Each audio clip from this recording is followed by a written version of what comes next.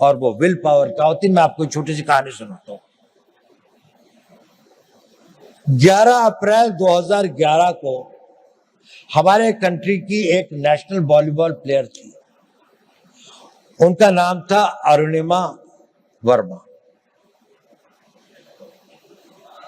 वो वॉलीबॉल के टूर्नामेंट से आई और अपनी परीक्षा देने के लिए दिल्ली से लखनऊ जा रही थी। बरेली के पास कुछ डकैतों ने उस पर हमला कर दिया और लोगों से सामान लूटने लगे। अधिकतर लोगों ने दे दिया। उसके गले में चेन थी, उन्होंने चेन खींचने की कोशिश करी, उसने रेजिस्ट किया, उसने नहीं दी चेन। उन लोगों ने उसे ट्रेन से बाहर फेंक दिया। वो बहुत बुरी तरह से लहूलुहान हो गई। दुर्भाग्य देखिए, उसी समय दूसरी ओर से एक ट्रेन आ गई थी और वो ट्रेन से उसका पांव कट के अलग हो गया। रात के 2 बजे का समय था।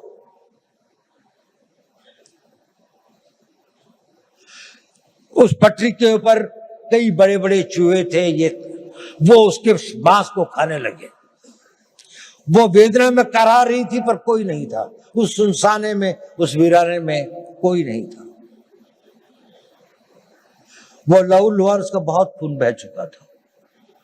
सवेरे लोग वहां पहुंचे तो उसको उठाया, ले गए।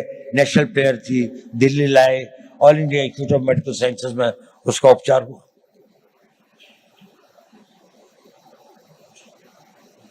और उसकी पूरी टांग काट दी, एम्प्यूट करनी पड़ी।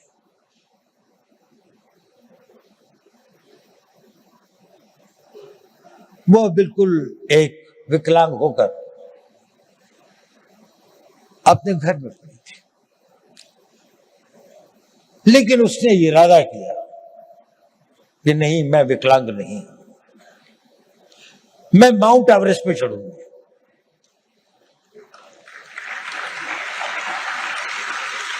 डॉक्टर्स ने कहा कि इस तरह की टांग से तो कोई चढ़ ही नहीं सकता और इसको भी स्टेबलाइज होने में तो कई साल लग जाएंगे। उसने कहा नहीं, मैं तो आज ही से प्रैक्टिस करूंगी। 13 मई 2013 को उसने माउंट एवरेस्ट पर चढ़ी। पहली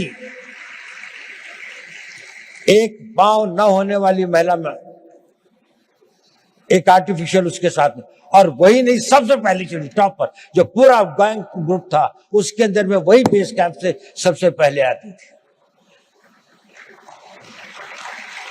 क्या था उसके अंदर? Physical strength, opportunities, talent. इस सबसे ज्यादा उसके अंदर वो विल पावर थी। और वो विल पावर उसके साथ में एक दिन में नहीं आई। जब उसके जीवन को लोगों ने पढ़ा, समझा, उसने बचपन से ही अपने अंदर एक ऐसी शक्ति पैदा की थी कि जो उसकी स्ट्रॉन्ग विल पावर थी।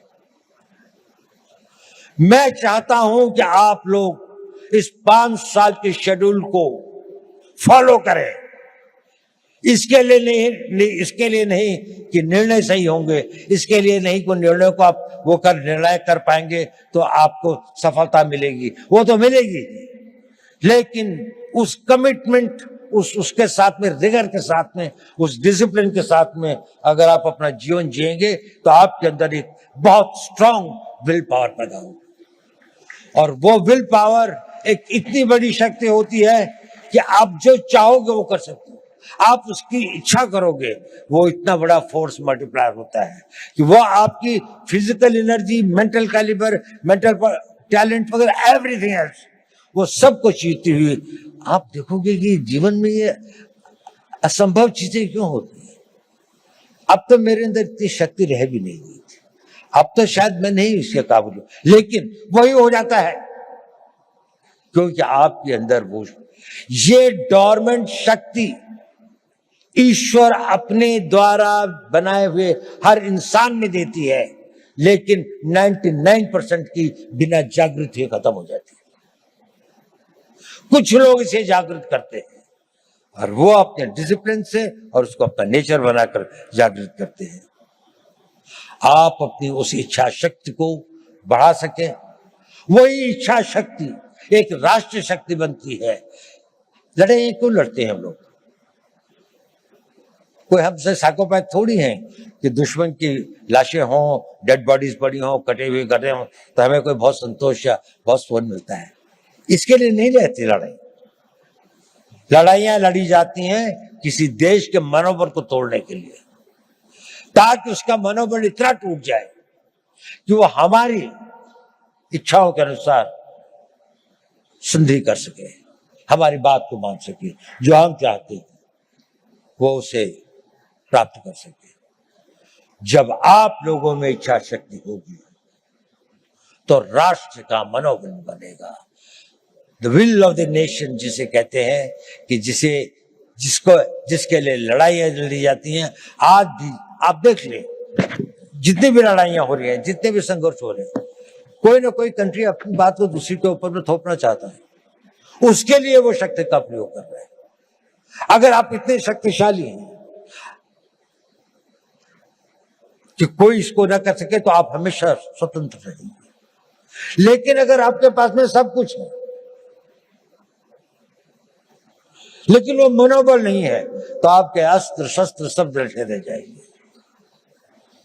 और उसके लिए चाहिए नेतृत्व। आज हम बहुत भाग्यशाली हैं कि देश में ऐसा नेतृत्व है, एक ऐसा नेतृत्व जिसने 10 साल में देश को कहां से कहां पहुंचाकर एक ऑटो मोड में ले आए हैं। उनकी कमिटमेंट, उनकी मेहनत, उनकी टोटल डेडिकेशन हम सब के लिए एक आदर्श है। देखिए, नेपोलियन बोनापार्ट एक बड़ा भारी योद्धा था। ये आपके लिए रेलेवेंट है क्योंकि आप लोग नेता हैं कल के, आप लोगों ने नेतृत्व करना है। कोई आर्मी का जनरल बनेगा, कोई इंटेलिजेंस का चीफ बनेगा, कोई बहुत बड़ा डॉक्टर बनेगा, कोई इंजीनियर होगा, कोई बड़ा बड़ा एडमिनिस्ट्रेटर होगा, कोई बहुत अच्छा डिप्लोमेट होगा, कोई राजनीतिक नेता भी होंगे कुछ लोग। नेपोलियन एक बात कहता था, I am not afraid of 1000 lions led by a sheep, but I am afraid of 1000 sheep led by a lion. अगर हम 3000 लॉयन पैदा कर दें, नेपोलियन कहता था मुझे 1000 शेरों की फौज से डर नहीं लगता अगर उसका नेतृत्व एक भेड़ का बच्चा कर रहा हो। लेकिन अगर भेड़ों की फौज होगी पर अगर भेड़ों की फौज का भी नेतृत्व करने वाला एक शेर होगा तो मुझे उसे बहुत डर लगता है।